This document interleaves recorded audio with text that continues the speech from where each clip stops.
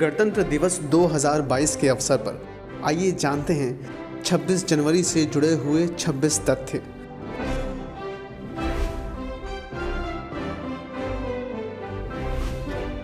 पूर्ण स्वराज दिवस या भारत का स्वतंत्रता दिवस सबसे पहले 26 जनवरी 1930 को ही मनाया गया था।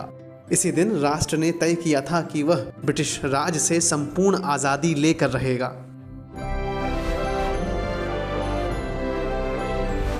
Amid scenes of unforgettable splendor, Delhi celebrated the first anniversary of the Indian Republic.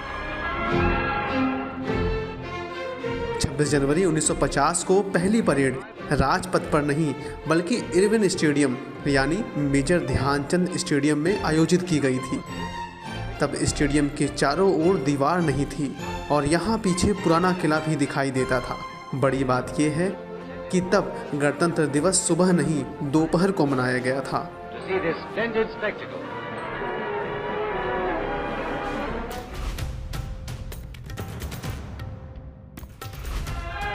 The parade by the armed forces, at which Dr. Rajendra Prasad took the salute, was watched by a large and distinguished gathering. Earlier, the President presented 4 Paramveer Chakras for gallantry during the Jammu and Kashmir operation. 1955 से गणतंत्र दिवस parade का आयोजन राजपथ पर होना शुरू हुआ। उस वक्त राजपथ को किंग्सवे के नाम से जाना जाता था। 1955 से आज तक राजपथ ही इस आयोजन की स्थायी जगह बन चुका है।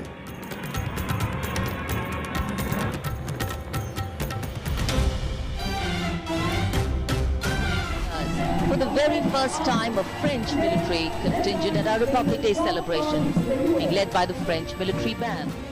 भारतीय सेना के अलग अलग दस्तों को परेड में आपने देखा होगा, लेकिन 2016 एक ऐसा साल रहा जब फ्रांस की सेना के जवान भी परेड में नजर आए थे।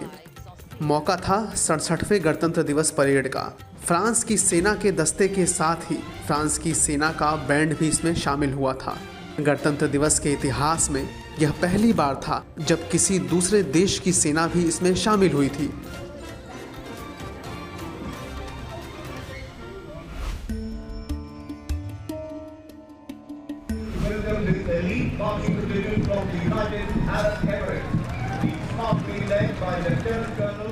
इसके बाद 2017 में संयुक्त अरब अमीरात की सेना के 35 सदस्यीय बैंड और प्रेसिडेंट गार्ड के 149 सदस्यीय दस्ते ने भी परेड में मार्च किया।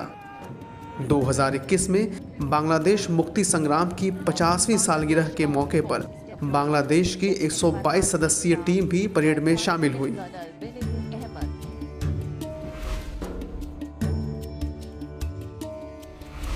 गणतंत्र दिवस की परेड में शामिल होने वाला हर जवान 4 स्तरीय जांच से गुजरता है। इनके हथियारों की भी गहनता से जांच होती है। जांच का मकसद यह सुनिश्चित करना होता है कि कहीं किसी हथियार में जिंदा कारतूस न हो।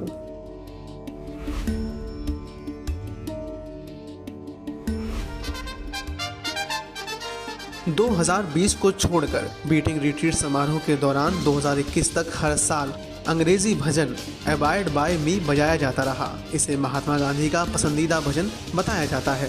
रिपोर्ट्स के मुताबिक जश्न में अधिक भारतीय धुनों को पेश करने के मकसद से इसे हटा दिया गया है।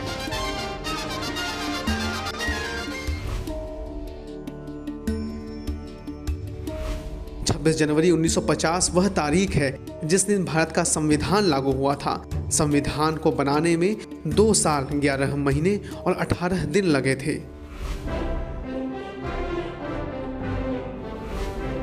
भारतीय संविधान की मूल कॉपी को हाथ से लिखा गया है। इसकी 2 ही प्रतियां हैं, एक अंग्रेजी में और दूसरी हिंदी में। इन्हें संसद भवन में हीलियम से भरे केस में सुरक्षित रखा गया है।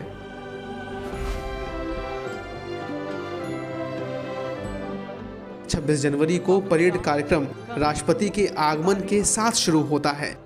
सबसे पहले राष्ट्रपति के घुड़सवार अंगरक्षक राष्ट्रीय ध्वज को सलामी देते हैं और इस दौरान राष्ट्रगान बजाया जाता है और फिर 21 तोपों की सलामी भी दी जाती है।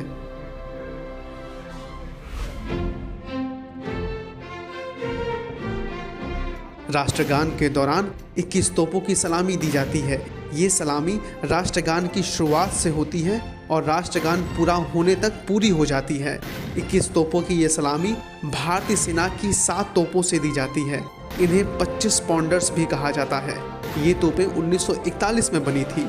हर तोप से सलामी के दौरान 3 राउंड फायरिंग की जाती है।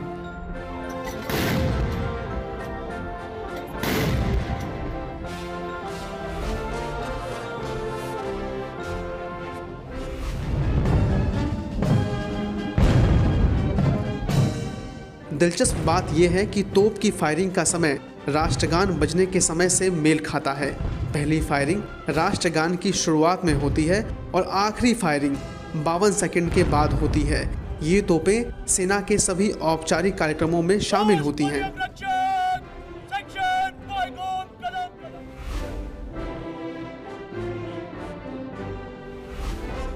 परेड में हिस्सा लेने वाले लोग तड़के 2 बजे तक तैयार हो जाते हैं और 3 बजे राजपथ पहुंच भी जाते हैं।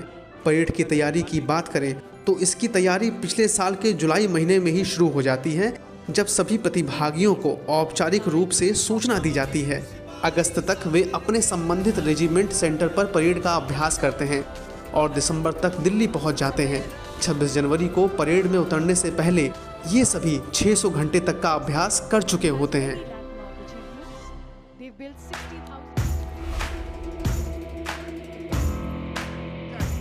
भारत की सैन्य शक्ति का प्रदर्शन करने वाले सभी टैंक, बख्तरबंद वाहन और आधुनिक उपकरण इंडिया गेट के पास बनाए एक खास कॉम्प्लेक्स में रखे जाते हैं।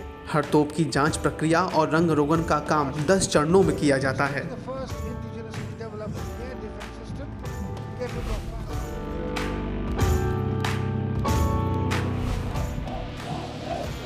छब्बीस जनवरी की परेड की रिहर्सल के लिए हर ग्रुप 12 किलोमीटर की दूरी तय करता है, लेकिन 26 जनवरी के दिन वे 9 किलोमीटर की दूरी ही तय करते हैं।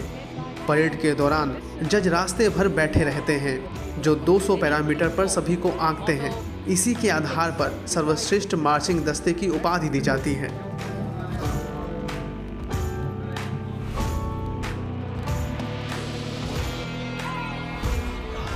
परेड में शामिल झांकियां लगभग 5 किलोमीटर प्रति घंटे की रफ्तार से चलती हैं। ऐसा इसलिए ताकि महत्वपूर्ण लोग उन्हें अच्छी तरह देख सकें। आपको जानकर हैरानी होगी कि इन झांकियों के ड्राइवर जब इन्हें चला रहे होते हैं तब एक छोटी सी खिड़की से वह बाहर देख पाते हैं।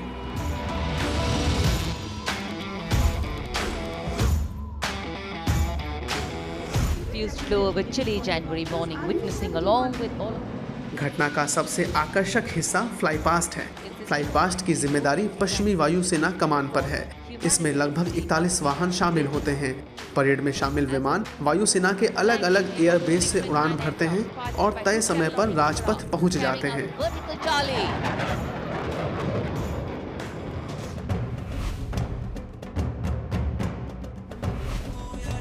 आरटीआई से मिली एक जानकारी के मुताबिक 2014 में राजपथ पर हुई गणतंत्र दिवस की परेड में 320 करोड़ रुपए खर्च हुए थे।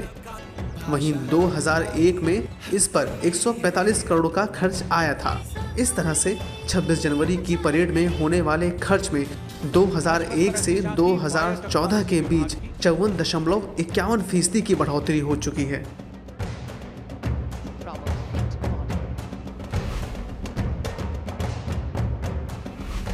गणतंत्र दिवस परेड में किसी अन्य राष्ट्र के प्रमुखों को आमंत्रित करने की परंपरा है। 26 जनवरी 1950 को आयोजित हुई पहली परेड में इंडोनेशिया के राष्ट्रपति डॉक्टर सुकर्णो बतौर मुख्य अतिथि शामिल हुए थे।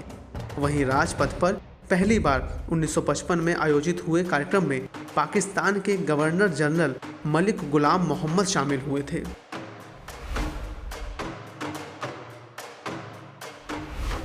भारतीय संविधान दुनिया का सबसे लंबा लिखित संविधान है।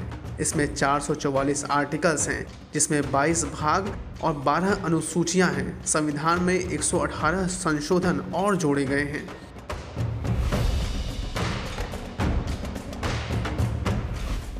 छब्बीस जनवरी 1950 को डॉक्टर राजेंद्र प्रसाद ने सुबह 10:24 पर राष्ट्रपति पद की शपथ ली थी।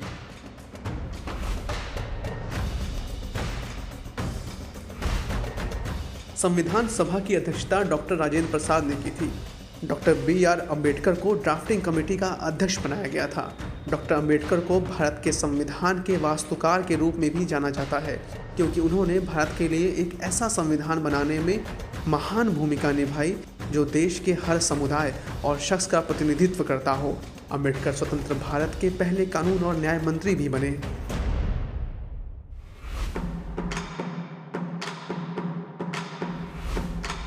9 दिसंबर 1946 को संविधान सभा की पहली बैठक संसद के सेंट्रल हॉल में स्थित कॉन्स्टिट्यूशनल हॉल में हुई।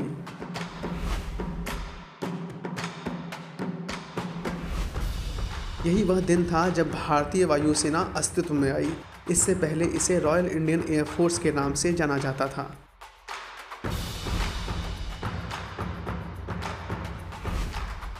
जन गण मन राष्ट्रगान सबसे पहले रविंद्रनाथ टैगोर द्वारा बंगाली भाषा में लिखा गया था। 1911 में आबिद अली ने इसका अनुवाद हिंदी में किया। 24 जनवरी 1950 को इसे राष्ट्रगान के रूप में स्वीकार किया गया।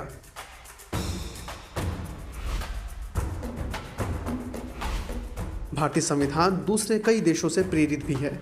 5 साल की प्रणाली तब के यूएसएसआर से ली गई थी, जबकि स्वतंत्रता, समानता और भाईचारे का सिद्धांत फ्रांस के संविधान से।